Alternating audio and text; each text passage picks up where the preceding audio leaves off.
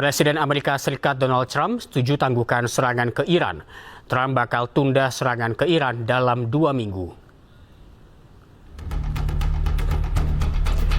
Dalam pernyataan yang diunggah di media sosialnya, Trump menyatakan gencatan senjata setelah menggelar percakapan dengan Perdana Menteri Shehbaz Sharif dan Marsikal Lapangan Asim Munir dari Pakistan. Trump pun setujui tangguhkan serangan selama 2 pekan dengan syarat Iran segera membuka Selat Hormuz. Trump juga menyatakan kesepakatan damai jangka panjang dengan Amerika Serikat kian dekat, di mana Amerika Serikat menerima 10 poin proposal dari Iran.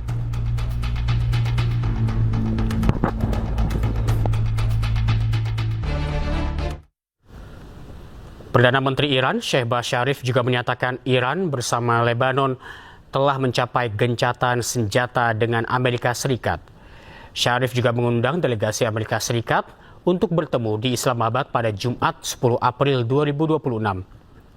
Pertemuan ini diharapkan bisa menghasilkan kesepakatan lebih jauh untuk mengakhiri sengketa kedua pihak.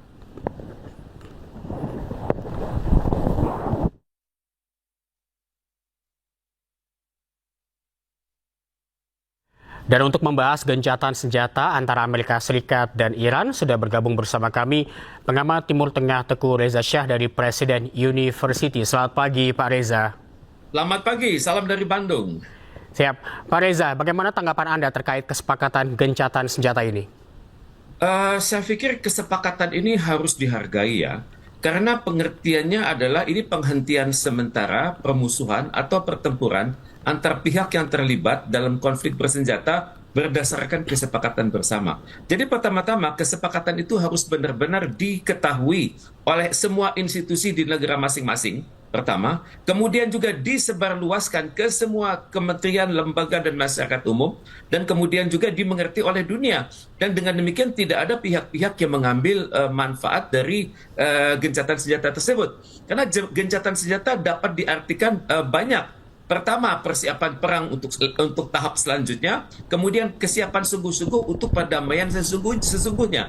Dan untuk itu saya sangat berharap gencatan senjata ini benar-benar dimonitor. Karena kalau tidak, masing-masing pihak akan bergerak sendiri-sendiri. Dalam kondisi seperti ini, teori mengatakan mirror image. Jadi apa yang masing-masing aktor lihat itu seringkali bukan hanya merupakan apa yang dia lihat sendiri, tapi juga merupakan kombinasi dengan apa yang dilihat oleh orang lain, juga apa yang dilihat oleh lawan. Jadi untuk itu kita hendaknya mawas diri bahwa ada potensi pelanggaran ini terjadi. Karena dalam sejarahnya, kalau sudah melibatkan Israel, maka dalam suasana gencatan senjata pun bisa terjadi konflik. Dan konflik itu bisa disebarluaskan sehingga dunia percaya bahwa gencatan senjata itu dilanggar oleh pihak-pihak yang lain. Jadi untuk itu hendaknya ada pengawasan yang betul-betul dari Perserikatan Bangsa-Bangsa. Tadi kita sama-sama sudah melihat pandangan dari Sekjen PBB, dari juru bicara Sekjen PBB, dari organisasi-organisasi internasional seperti International Atomic Energy Agency, dari World Health Organization, dari UNESCO, dan semua itu pesannya sama, agar mewaspadai bahwa kalau terjadi ledakan pada instalasi-instalasi yang menyangkut energi, instalasi-instalasi yang menyangkut nuklir, maka itu dampaknya akan luar biasa. Biasanya kalau salah satu pihak instalasinya diserang, maka akan melakukan serangan yang sama kepada instalasi yang lain. Jadi sebelum hal ini menjadi perang regional dan juga perang global, saya sangat berharap adanya pengawasan yang sungguh-sungguh dari PBB. Kita melihat baru-baru ini di Gaza ada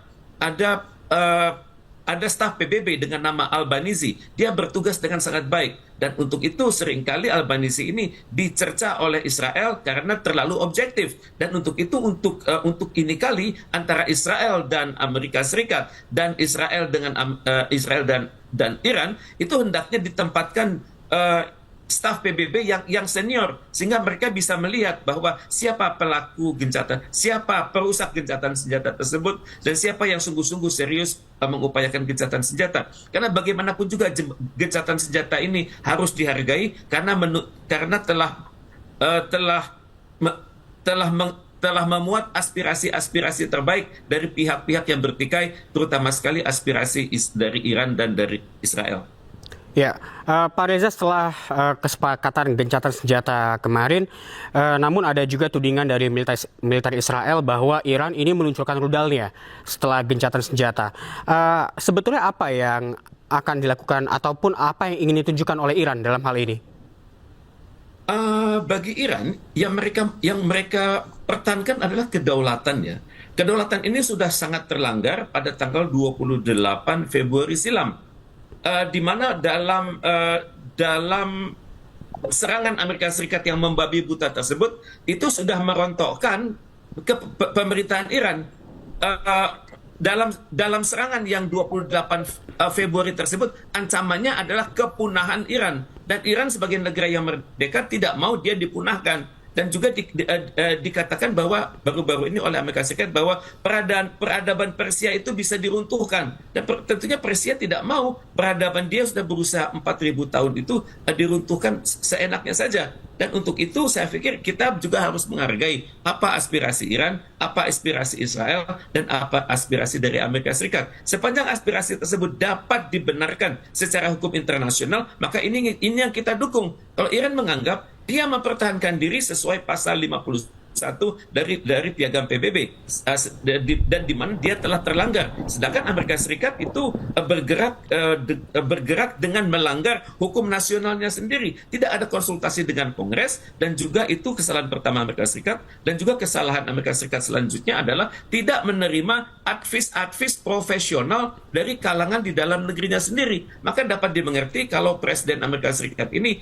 dikenal sebagai seseorang dengan gangguan kesehatan mental, dengan nama narcissistic personality disorder, dan dia merasa dirinya paling superior, dia haus akan pujian, dia minim empati, dan juga dia manipulatif. Ini adalah aspek-aspek yang dunia hendaknya melihat begitu, bahwa negara ini, Amerika Serikat ini, dalam hal ini Presiden Donald Trump, bergerak tanpa restu demokrasi Amerika Serikat sendiri, dan ini sudah dikritik oleh pimpinan-pimpinan di dalam negerinya, dan pimpinan itu dipecat oleh Donald Trump sendiri. Misalnya mantan kepala staf gabungan, mantan menteri pertahanan, kemudian mantan ketua staf gabungan, kemudian dari pimpinan Angkatan Darat, Angkatan Laut, dan Angkatan Udara, itu sudah dibungkam, sudah dipecat sedemikian rupa, sehingga saat ini Amerika Serikat sangat kekurangan pucuk-pucuk pimpinan angkatan bersenjata yang berkualitas, yang benar-benar konsisten dengan konstitusi Amerika Serikat,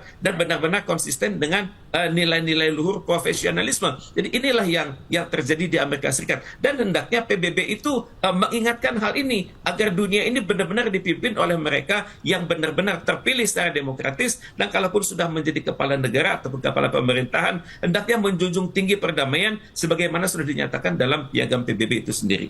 Baik, Pak Reza, setelah 2 pekan mendatang, Anda melihat apakah gencatan senjata ini akan berlangsung lebih lama?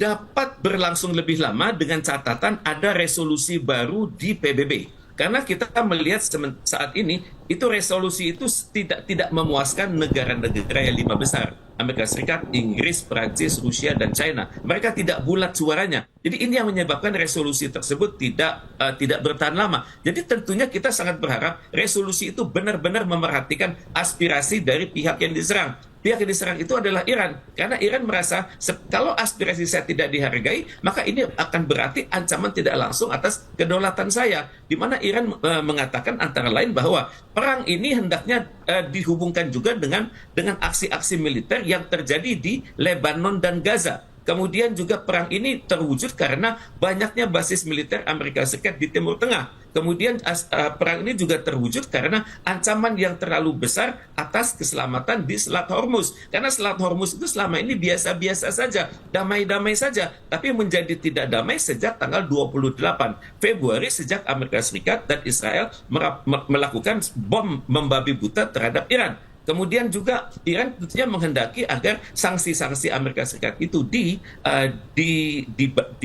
ditutup, dihindarkan. Kemudian juga kalaupun Iran dipaksa untuk mengkaji ulang proyek nuklirnya yang untuk tujuan damai, Iran juga minta agar diselidiki juga instalasi serupa yang ada di negara lain, terutama di Israel, karena instalasi nuklir di Israel yang ada di Mona itu proses pendiriannya dan prakteknya sangat bertentangan dengan prinsip-prinsip dalam NPT atau Non-Nuclear Proliferation Treaty dan juga aturan-aturan di dalam International Atomic Energy Agency. Dan untuk itu Iran juga minta agar biaya kerusakan yang sudah terwujud dari tahun 1979 tersebut akibat embargo dari Amerika Serikat itu hendaknya diganti, karena bagi Iran ini merupakan satu pelanggaran kedaulatan. Itu menurut versi Iran. Kalau kita juga harus bertanya versi Amerika Serikat apa, karena Amerika Serikat ini perangnya tidak sah, bertentangan dengan hukum internasional dan juga bertentangan dengan hukum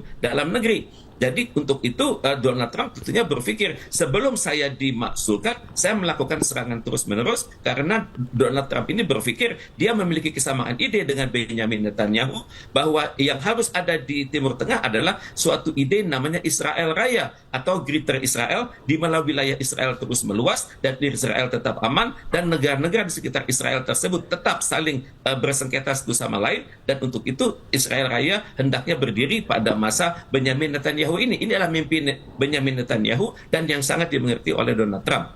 Demikian. Baik, Pak Reza, Iran juga mengajukan 10 poin syarat kepada Amerika Serikat. Apakah menurut Anda Amerika Serikat dapat menerima 10 poin ini? Nah, tentunya perlu komunikasi yang mendalam ya. Tentunya juga perlu wasit yang adil. Di mana 10 poin itu benar-benar diteliti secara mendalam. Apakah ini berasal dari egoisme sebuah negara atau berasal dari suatu ide turut memelihara perdamaian dunia, ataupun dari 10 ide ini mana yang realistis, mana yang tidak realistis, mana yang idealis, mana yang tidak idealis, mana yang bisa diterapkan dalam jangka pendek, menengah maupun panjang, itu hendaknya dimengerti oleh semua pihak. Dan tentunya Iran juga harus mawas diri. Tidak semua ide dia itu bisa diterima dalam waktu singkat oleh lawan-lawannya. Tentunya perlu ada proses penjajakan, perlu adanya proses komunikasi. Dan untuk itu kita lihat bersama bahwa beberapa jam silam itu pimpinan tertinggi Iran sudah memerintahkan kepada seluruh kesatuan nasional dia untuk menghentikan pacu senjata, menghentikan serangan balik. Dan untuk itu saya berharap ya Israel juga berbuat yang sama. Saya juga berharap Amerika Serikat juga berbuat yang sama. Karena gencatan senjata itu baru berarti kalau masing-masing pihak itu sadar, berhentikan dulu.